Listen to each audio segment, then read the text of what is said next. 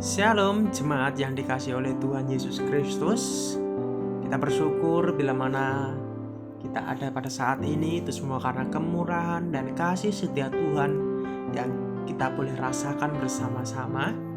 Dan sebelum kita merenungkan sebagian kebenaran firman Tuhan di pagi hari ini, mari kita bersatu di dalam doa. Kami sungguh mengucap syukur ya Allah kami, Engkau Allah yang setia, Allah yang tak pernah meninggalkan kami, bahwa kasih setiamu itu ya Bapa yang kami boleh rasakan dari dulu, sekarang, dan sampai selama-lamanya. Dan kami yakini bahwa Engkau adalah Tuhan dan Juru Selamat kami yang hidup, yang rela mati dan bangkit untuk menebus setiap dosa-dosa kami. Terima kasih Tuhan, kami akan mendengarkan kebenaran firman-Mu. Biarlah Tuhan menolong dan mengurapi setiap kami. Terpuji kekal nama-Mu, dalam nama Yesus, haleluya, amin. Bapak, Ibu, dan saudara-saudari yang terkasih, renungan kita di pagi hari ini bertema mewartakan kebangkitan, yang terambil di dalam kitab Yohanes 20 ayat 11 sampai 20. Lembaga Alkitab Indonesia memberi judul Yesus menampakkan diri kepada Maria Magdalena. Tetapi Maria berdiri dekat kubur itu dan menangis. Sambil menangis ia menjenguk ke dalam kubur itu. Tampaklah olehnya dua orang malaikat berpakaian putih, yang seorang duduk di sebelah kepala dan yang lain di sebelah kaki di tempat mayat Yesus terbaring. Kata malaikat-malaikat itu kepadanya, "Ibu, mengapa engkau menangis?" Jawab Maria kepada mereka, "Tuhanku telah diambil orang dan aku tidak tahu di mana ia diletakkan."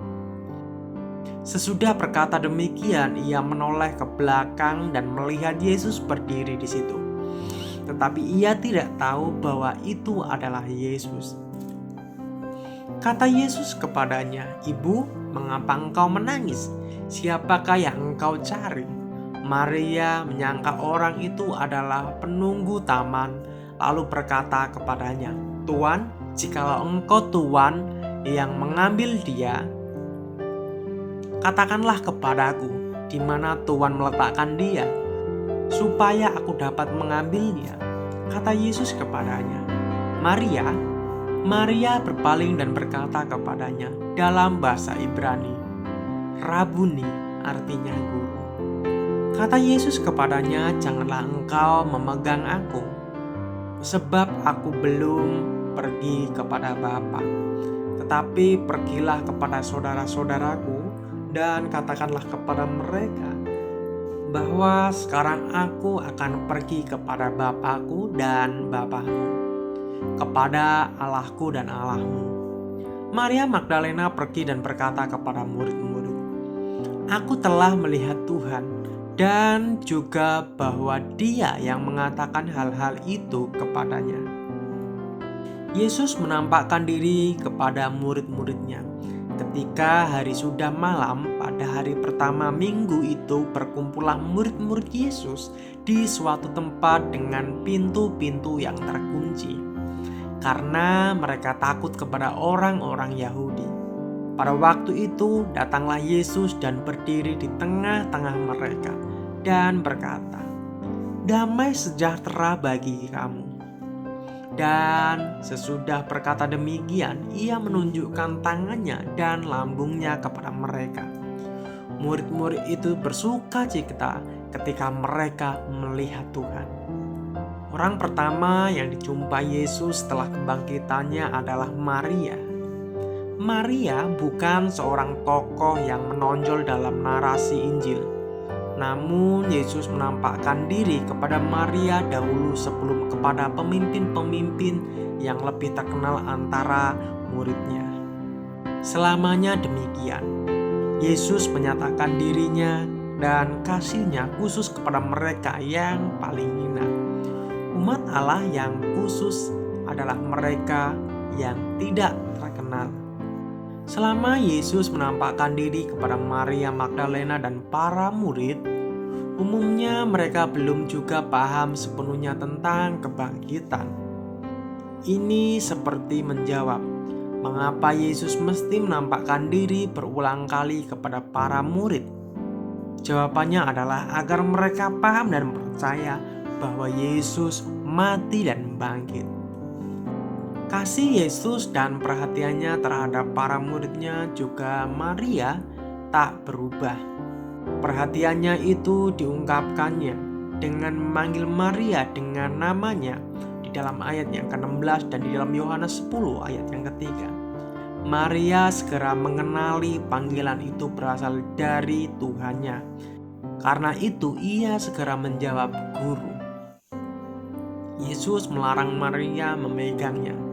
Sangat mungkin ketika Maria mengenali Yesus, ia segera sujud menyembah dan mencium serta memegang kedua kakinya dengan erat seakan-akan Yesus tidak akan dilepaskannya. Kesedihan Maria menjadi pengalaman iman untuk belajar mengenali Yesus. Seringkali Tuhan menggunakan pengalaman hidup yang tidak mengenakan, kesulitan dan tantangan dalam hidup agar kita belajar mengenal Tuhan dan percaya sepenuhnya kepada Tuhan. Kita tidak perlu bersedih dan berputus asa karena Yesus akan mengulurkan tangan dan menyapa kita dengan nama kita di saat yang tepat. Kita hanya perlu belajar mengulurkan tangan dan membuka hati pada sapaannya. Maria takut jangan-jangan sekali lagi ia bisa kehilangan Tuhannya. Namun Yesus menegaskan kepada Maria bahwa ia belum pulang kepada Allah Bapa di ayat yang ke-17a. Tugas Maria adalah memberitahukan kebangkitan Yesus dan saatnya untuk pulang ke rumah Bapa kepada murid dan lainnya di ayat yang ke-17b. Maria Magdalena belum mengerti dan belum percaya bahwa Yesus telah bangkit dari antara orang mati. Itu disebabkan Maria sangat sedih. Kesedihannya itu bahkan membuat Maria tidak mengenali Yesus.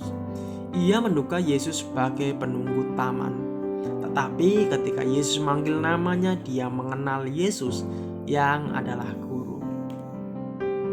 Maria Magdalena dari belum mengerti dan belum percaya menjadi mengerti dan percaya sungguh. Maria menjadi saksi kebangkitan Kristus. Aku telah melihat Tuhan, dan juga bahwa Dia yang mengatakan hal-hal itu kepadanya di ayat yang ke-18. Apakah kita seperti Maria mencari Yesus yang hidup di kubur yang kosong? Sekarang waktunya untuk mengikrarkan iman kita bahwa Dia sudah bangkit dari kematian. Dia akan datang lagi untuk menjemput setiap orang percaya masuk dalam hidup yang kekal. Inilah waktunya bagi kita untuk memberitahukan kebenaran dan kebangkitan Tuhan Yesus Kristus. Amin. Mari kita bersatu di dalam doa. Kasih setiamu yang kami boleh rasakan, ya Bapa, terima kasih untuk pertolongan-Mu, terima kasih untuk berkat-Mu yang kami boleh terima melalui kebenaran firman-Mu yang kami sudah baca, kami renungkan bersama-sama. Berdaulatlah di atas kehidupan kami ya Tuhan, sebab Engkau adalah Allah yang layak disembah dan layak dipuji. Kami mohon pimpinan dan tuntunan kasih-Mu, sehingga kami menjalankan kehidupan kami sehari-hari ya Bapa itu seturut dengan kehendak-Mu. Sekali lagi terima kasih untuk karya-Mu di kayu salib bagi kami semua umat-Mu yang berdosa. Terpuji-puji nama-Mu di dalam nama Yesus. Haleluya. Amin.